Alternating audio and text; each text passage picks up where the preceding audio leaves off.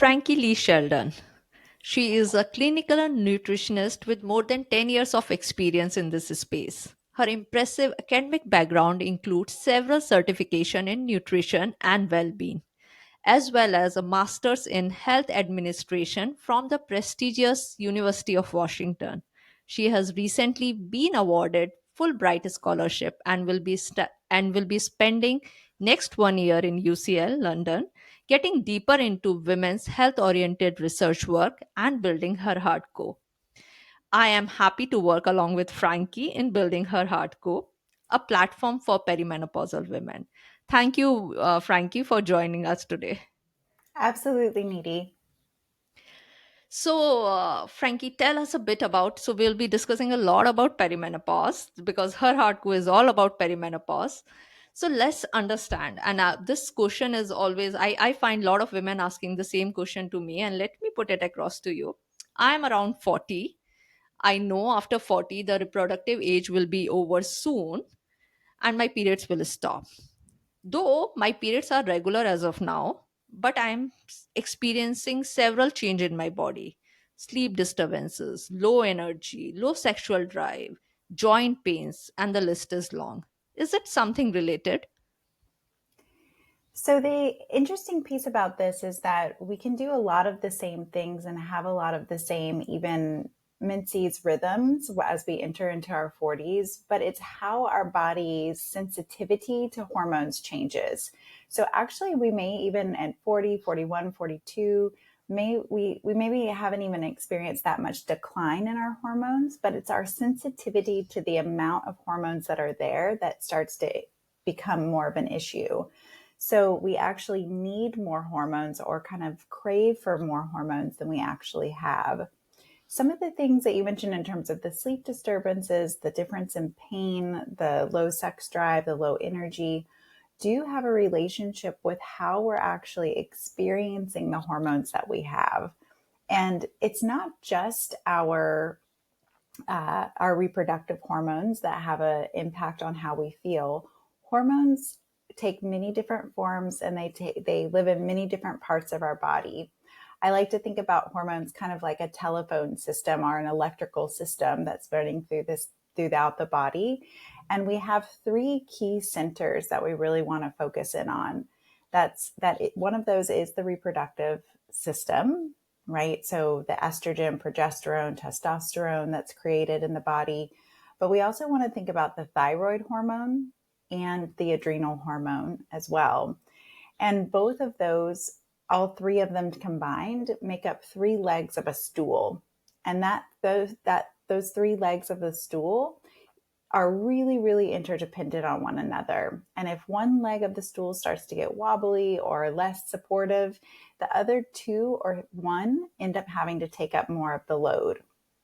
So, what we see a lot of the times, especially when we think about sleep and energy, is that as our sensitivity to reproductive decline starts to happen, we actually start to see that our adrenals are impacted in a major way. We're asking a lot more of them. Stress resilience becomes much less. We actually start to feel that the things that we used to be able to handle, the things that used to maybe even energize us, now kind of create more fatigue in the body. So that's a big part of where we get some of that decrease in our resilience, the decrease in our body's ability to repair. Same thing with joint pain and increase in inflammation. We really need certain hormones that are created from our adrenals to help bring down inflammation and to help our bodies repair from exercise, repair from movement. And those actually start to become less as well during this time. So there's a lot of focus on the reproductive piece because that's what we all hear about, that our reproductive change is coming and that's what we're looking at coming down the line. But we actually really need to start to pay more close attention to how we respond to stress, what's going on in our adrenals, what's going on in our thyroid as well. Right. Thank you, Frankie, for elaborating it. Thank you. Just tell us a bit about adrenal hormones, because people have less understanding what are adrenal hormones, what are thyroid hormones. Thyroid, still people are aware because it's just the buzz about it, right? Everyone is getting thyroid issue, but adrenal hormone is something which I think not many people are aware. So if you can shed some light on that. Yeah, so the adrenal hormones, they sit right on top of the adrenals as a gland, sit right on top of your kidneys. So they're in the back of your body. I think of them like they're like a little hat on top of your kidneys. And what we think about in terms of the two main hormones that they pump out in terms of these symptoms in perimenopause are cortisol and DHEA.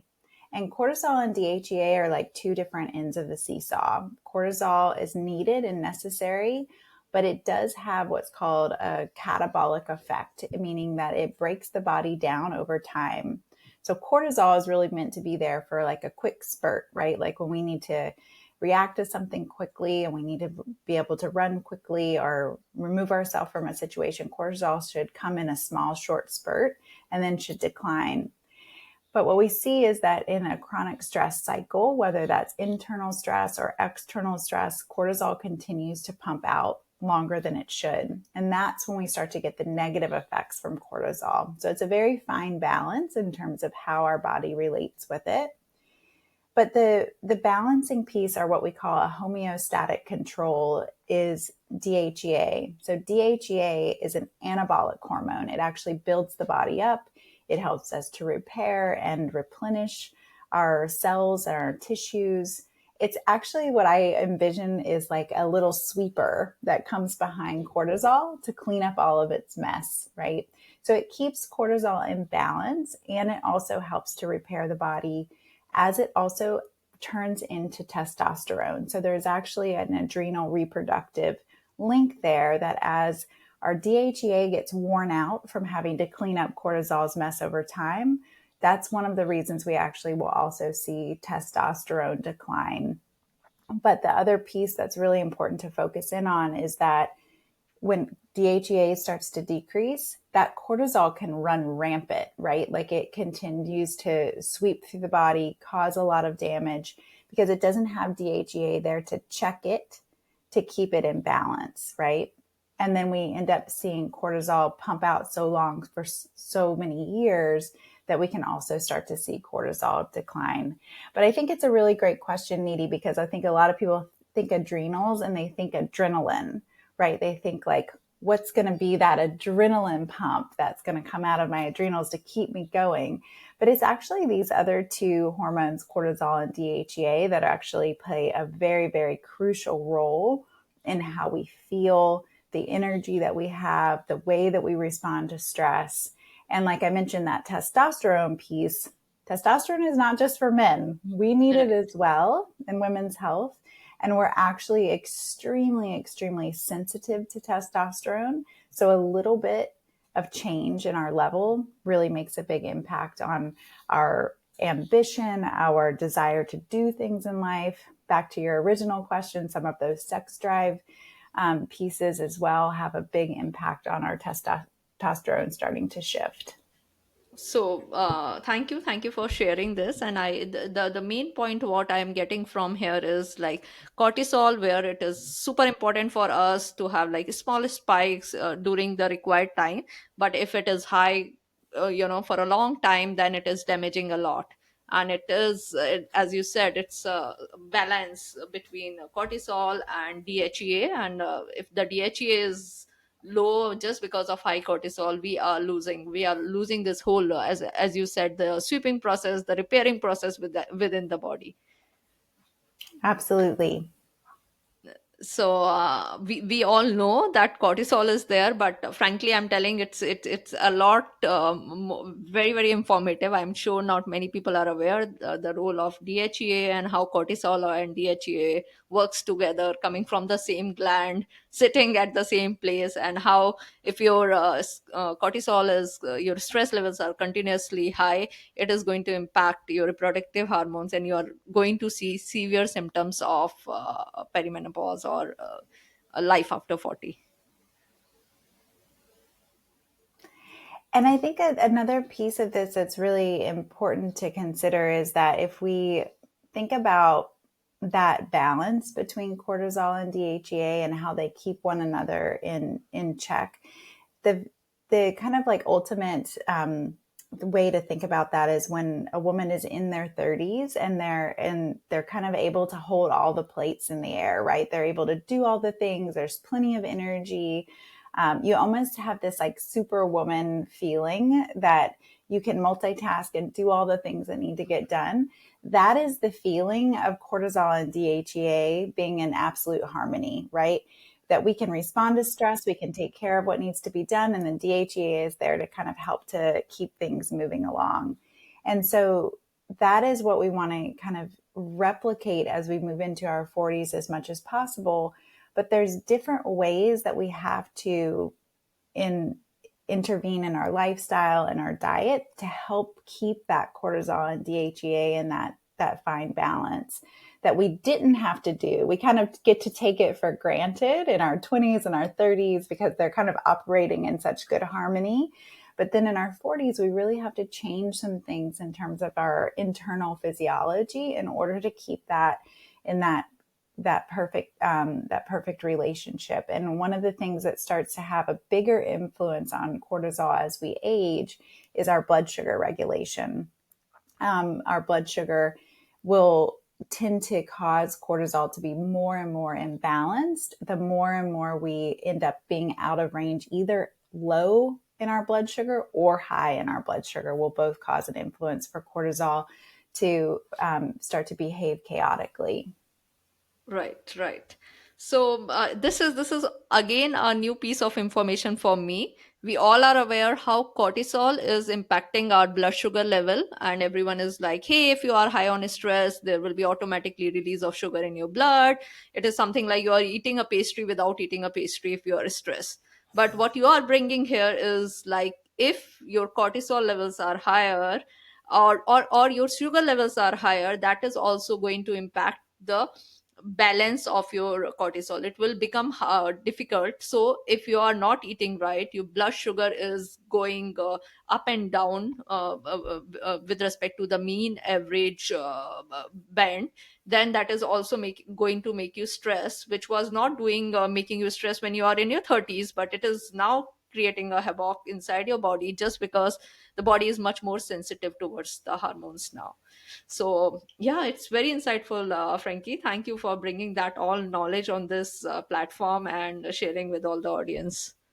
Absolutely. To me, it's about kind of like flipping this conversation from perimenopause is happening to me to getting this information out there to women so that we can understand that there's so much that we can do to actually control and kind of change the perimenopausal experience. So it doesn't have to feel like something that we just have to deal with or suffer through, but it's just about changing the approach and how we actually think about our ability to influence our physiology that can make all the difference in perimenopause.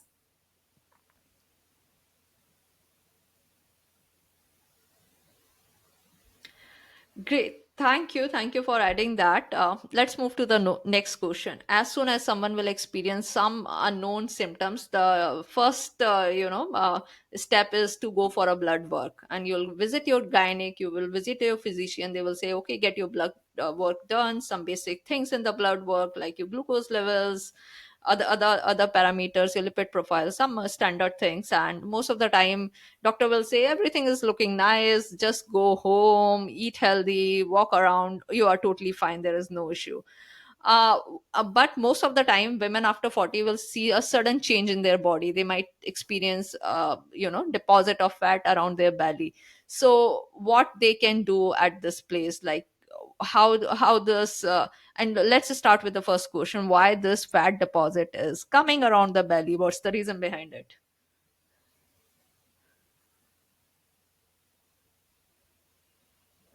Could you repeat that last part? We had a little bit of the delay. Yes, I am also experience a little bit of delay. So you finished, and then I was unable to, add on that. But it's okay. I have just entered my 40s and I'm experience a sudden increase of fat around my belly. I went to the doctor and doctor said get your blood work done. Everything looks fine on the paper, but I know there is something changing inside my body. So why this is happening? Yeah, so it's really important to think about the digestive system and the hormonal system is really interrelated, and I think that that's these are two systems of the body that really get missed on blood work. Right, we do look at what is literally circulating in the blood at the time that we get blood work done. And we catch some things, right? We catch some things that could be major warning signs that could be looking at our immune system or our immune resilience.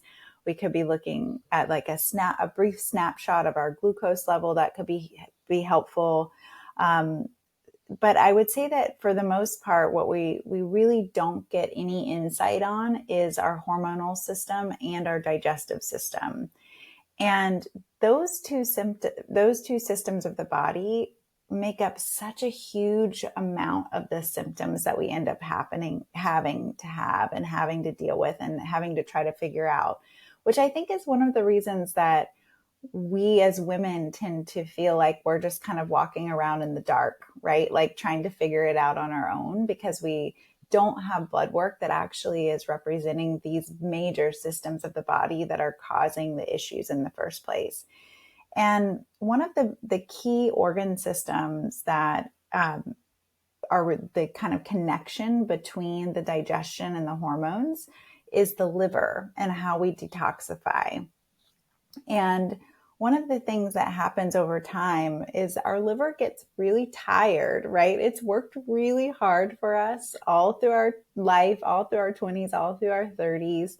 It's taken on environmental toxins. It's taken on all of the toxins from the foods that we eat. It's taken on high sugars, high carbohydrates, right? It's had to spend more time and energy processing those things.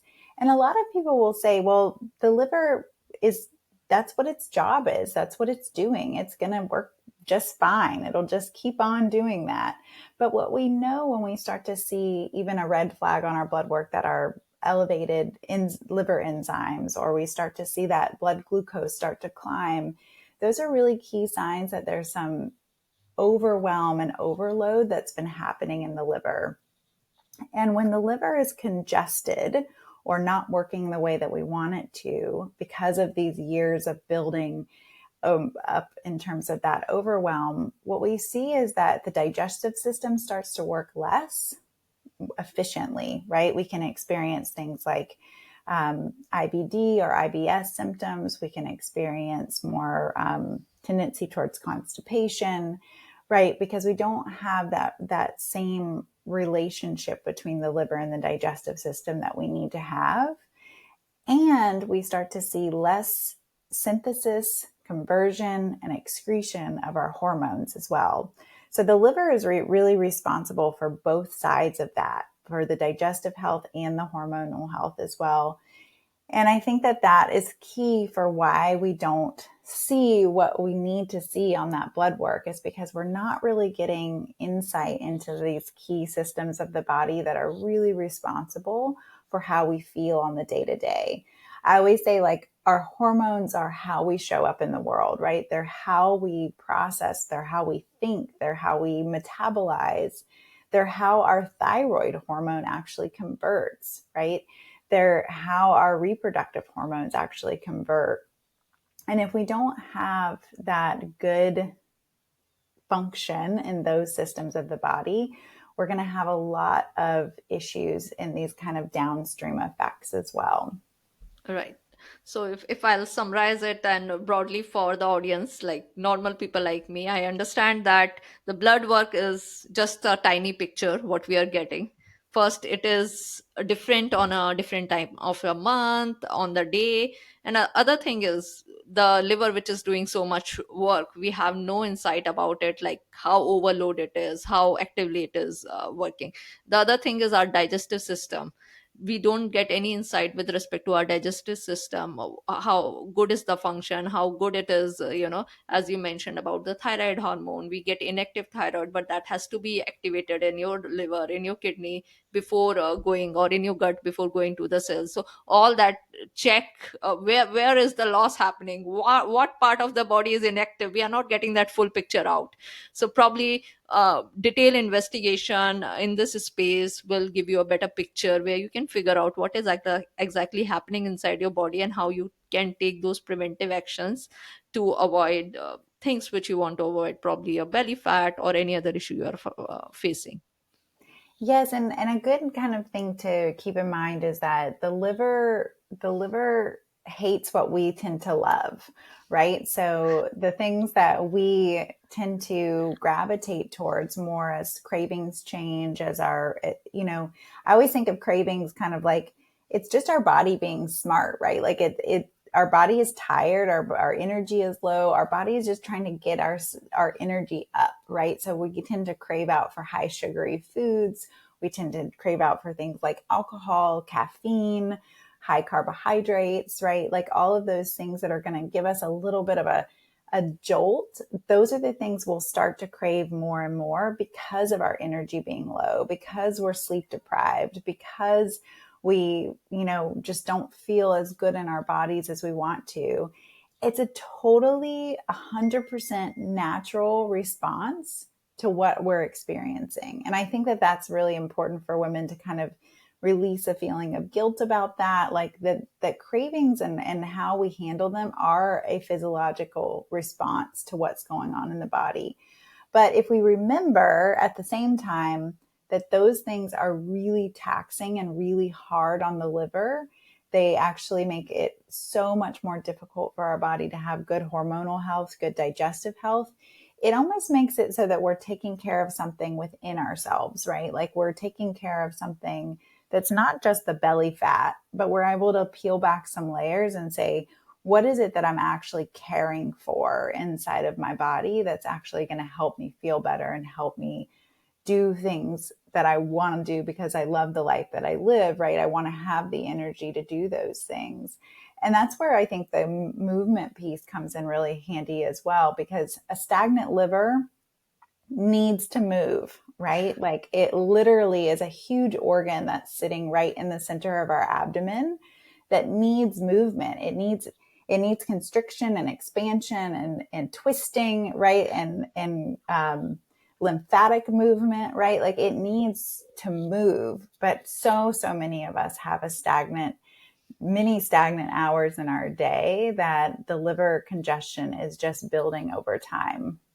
Right.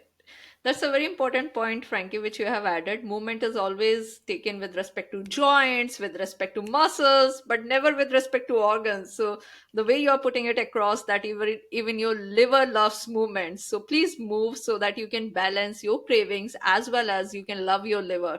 Because and that is also a precise, tip which you have given. Whatever you are giving to your cravings, it all that list, your liver doesn't like that.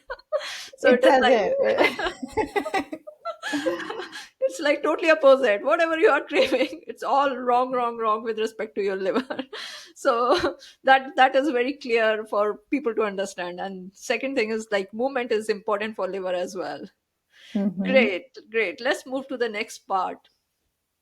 I am experiencing a sudden change in my response these days. My threshold for tolerance is down, lower, and I think my relationships are changing with my loved ones. Is this something related to hormones? Yeah, so I think that this is so multifaceted, but again, it kind of goes back to the what we were saying about the craving piece, right? This low tolerance or inability to put up with things, or that kind of like low threshold to respond and feel reactive, right? Like all of that is very much correlated with what we think of as like this is my brain or my mental health. But I think that there's a deeper unpacking that we can think of in terms of our hormonal balance and our stress specifically. Stress is really like, you can imagine it like a bucket, right? So that if we have an amount of internal stress that's happening, right, from hormonal balance, digestive discomfort or digestive imbalance, low thyroid, all of these underlying infection, right? Like all of these things that could be what I call internal stressors going on. Lack of blood sugar regulation is a big one, right? Like having really big swings up and down throughout the day. That's a huge internal stressor. Over time, that bucket is really full, right? Like it's kind of already starting to get to the top of its capacity. And again, that's been building over time, right? We've taken for granted that our body can just take on more and more and more of that. And we can kind of think about our symptoms. Oh, that's just my norm. That's not, I've always had digestive discomfort. I never dealt with it. I'm just continuing to deal with it, right? Like over time, those symptoms and stressors continue to build. So then when we're faced with external stressors or the relationships in our life or the things that feel, like we have a big list to do, but not the time to do them, right? We just don't have much room left in our bucket for those external stressors at that point. And so that's why I think one of the biggest keys to overcoming overwhelm and being able to reset yourself and reset your feelings towards how you respond and your feelings of reactivity is to really actually kind of go at it from the backside, right? Like go at it from those internal stressors, figure out how you can create yourself as much of an even keel as possible in your internal stressors, right? So getting those down so that we have the ability to respond the way that we want to respond, that we have the capacity to deal with external stressors.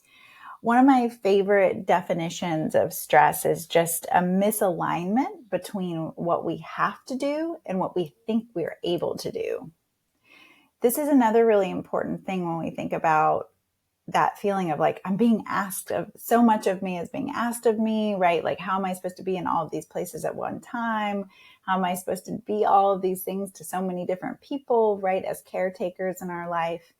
And I think that there also has to be at this time, as we enter into our 40s, we have to really recalibrate what is the expectation and what is actually really important. And this plays into how we create boundaries in life, how we think about what it is that we actually really value, where it is that we actually really do need to show up, and starting to prioritize those. Because if our expectation list just continues to grow and grow and grow, we still only have the same amount of time in a day. Yep. Totally, totally. Mm-hmm.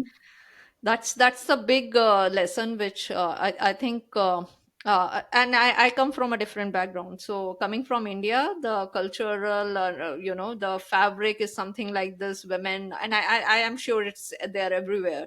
The women has to be a caretaker, and she is responsible for kids, and she is responsible for this. Even the in-laws have a bigger expectation from the daughter-in-law. So with all this, then there is a time when women are like super overwhelmed, and then it is like I have done enough. It is it is that point that I cannot take it anymore, and then they get into a place where like I want to focus on myself. And it is hard for people to learn how to make boundaries, because it is good to say and learn how to say no, and make that thing straight, and don't stress yourself, rather than telling yes and yes, and later feel the stress of doing something which is not really required. As you said, you don't have to do that. The other thing I want to understand at this time, as women enter their 40s, and we know there are several cases of fractures and osteoporosis. So if I'm someone whose mother have experienced several fracture in her life, and I don't want to go through that, how I can take care of myself, and what is this relationship between bone density and hormonal health after 40? So I think that one of the most important things to remember about how we build bone is that bones are made from hormones. right? That is actually what creates hormones. And that's not just our reproductive hormones, but that is also things like vitamin D and having good vitamin D levels, because vitamin D is a hormone that really balances and helps to elevate other hormones in the body. So that's a really important one that will not be on your regular blood check. That is actually extremely important for women's health and should be a part of an ongoing panel for women's health as we age, because it's one of the low-hanging fruits that we can actually have a big impact on. One thing I will recommend is that you always want to have your vitamin D with K2. That helps us to have actually the hormones going into the bone in the right way. What we don't want is to have that calcification, that hardening that happens in the bones when we get the right levels of vitamin D in the right format, going into our arterial walls, going into our vascular system. We don't want calcification there in our soft tissue. We want to make sure that it's actually going to the bone. And that's really, really important to remember. The other thing is that people take a lot of supplements around minerals, right? Thinking that they're going to get their bones stronger through calcium and through being able to kind of build up their stores of calcium. But one of the things that we really need to remember is that we have to also be able to absorb what we're intaking, right? So if we have any sort of digestive discomfort going on, bloating, constipation, diarrhea, heartburn, um, just any sort of thing that doesn't feel right with our digestive system, we are actually being given a huge warning sign that we're probably not absorbing very well from our foods, right? It goes so much farther beyond caloric intake in, caloric intake out, right? Because we actually need to be able to pull and get the benefits from the foods that we're eating. And that does mean we need a lot of dark green leafies in our diet, a lot of beans and legumes in our diet to help to build up those calcium stores and to build up the things that really help to feed the bone. But we also need to make sure that our digestive system is working really well and that we're actually absorbing from the foods that we're eating to get that bone health that we're looking for. Right, right. Thank you for this. And as you mentioned, that people focus on what they can easily get. So they can easily get the supplement from outside. They can easily get, okay, I can have this, I can have this. But the other part, which is tough to focus, is are you digesting it well? It is getting absorbed inside your body. Is it the metabolic process is taking place for what you are eating? So that is one of the major thing which is missing. So if you are taking a calcium supplement, any kind of supplement, ensure that your digestive system is working well. You don't have bloating, constipation, burping, things like this, which are clear sign that your digestive system is not in the right shape. Mm-hmm. Mm-hmm. And Cool. other things that you can do to help with Hmm. increasing absorption is, thinking about the the way that we often will, you know, forget about the importance of how we chew our food, the temperature of our food, right, has a huge influence on our absorption. So many of us think about like classic high speed, moving in all directions woman in her 40s, barely taking time to chew, right? Like literally like grabbing on the go, popping things in, feeding the kids, making a little plate for themselves on the side if they're lucky, or maybe just grabbing right out of the pan, right? So this is happening all the time where there's literally this like, we're not setting ourselves up to even know I'm eating right now, right? Right, right, Like we're right. not even giving ourselves that like 3 minutes to be able to reset and say, okay, I'm going to sit down. I'm going to allow my digestive system to relax for 3 minutes and then be able to actually chew my food and, be able to go into a digestive state. The other thing is we tend to, because our body is running hot because we're doing so many things and we're trying to get all the pieces in place, will often go for really cold food, right? Or cold drinks that are quick and easy to grab, or, make us feel like, we're getting that kind of cooling down effect. And the cold actually makes it really, really, really hard for our body to absorb. So just by thinking about temperature of food and pacing of eating and how we're preparing our body to know that food is coming, right? Like our body has to prepare, and it's important to know that there's a whole phase of digestion that is called the cephalic phase. Is how we actually start to smell food, think about food, anticipate food, that it's coming, so that our body can create the right digestive juices and the right enzymes to be able to break that food down. Right, right. Thank you for sharing. The other thing I always tell people that you might take a book, you open it and you read it loud, but you'll not get anything here. This is what is happening if you are not eating food with in a calm place, putting putting a plate without distraction. If you do that, you will feel more satiated and you'll eat lesser. Mm-hmm. Most Mm-hmm. of the time there is all TV, and as you said, mother super busy running around and eating from the pan itself. How will you feel satiated? After that, you really want to grab a chocolate or something to put your again spike your sugar levels and get that rush of energy. So, Mm-hmm. yep. Thank you, Frankie, for adding all these layers, which will give audience a sense on like the things they need to touch upon. It's not so simple. It's not like this is not working. What should I do? It's not like popping a pill in your mouth. They really need to work on different layers. The whole lifestyle modification should come here to make that happen, to avoid fracture, to avoid issues like osteoporosis. It's like it's complex layers of things which someone has to include and change in their lives. So the last question, and which I always hear it, like when I was in my 30s, I can lose weight like this. I followed some program, I uh, received amazing result, but now it is not working. The same thing I am following, much more disciplined now, but now I'm in 40s and this program is not working. Why this is happening?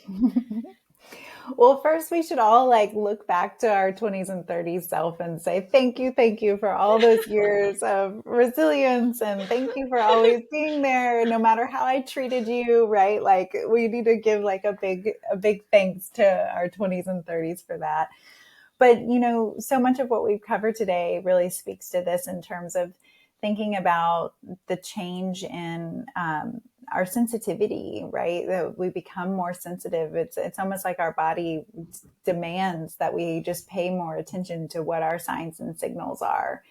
Um, but one of the things that with insulin, which is the driver of glucose regulation, we have to have good levels of insulin production in order to deal with our glucose levels going up and down throughout the day, but also to have that steady, even keel throughout the day.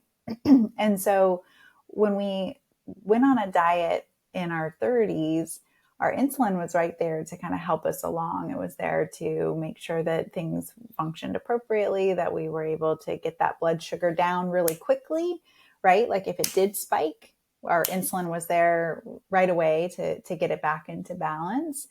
And there's a slower response when we're in our 40s, right? Our insulin is not as sensitive to the need that we're putting in. So we want to make sure that a big part of what we think of in terms of like metabolic flexibility is that we have this kind of understanding of eating during certain times of the day. That can definitely increase our sensitivity and our flexibility. So thinking about steady eating, right? So thinking of doing it's almost more about it's still about the what we're eating, but it's also more about the how we're organizing it, right? So eating every 3 to 4 hours, eating within a 12-hour window, not pushing ourselves late into the evening with eating is really important to kind of create that insulin flexibility, that metabolic flexibility that we really need to keep going into our 40s and 50s. So those are the things that are really key, that it's not as much about what is the diet, but it's like, how are we actually setting aside the time, making a rhythm for ourselves and a routine for ourselves that becomes more important. Right, right. And I'm sure if someone is moving enough, like after meals, that will also help them to balance the spike. So initially, when you're 30s, you are doing some kind of workout in the morning, and that is more than enough, probably in the 40s, to maintain this glucose sensitivity, insulin sensitivity. Having a post meal walk or things like this will probably help them just, a little bit support on that front. But thank you, Frankie, for sharing all this. We'll reconnect again and we'll discuss much more insights, and we'll ask our audience to send more questions to us so that we can answer during our webinars and during our podcast. So thank you for joining today. Wonderful. Thank you so much for having me, Needy. It's wonderful to be here.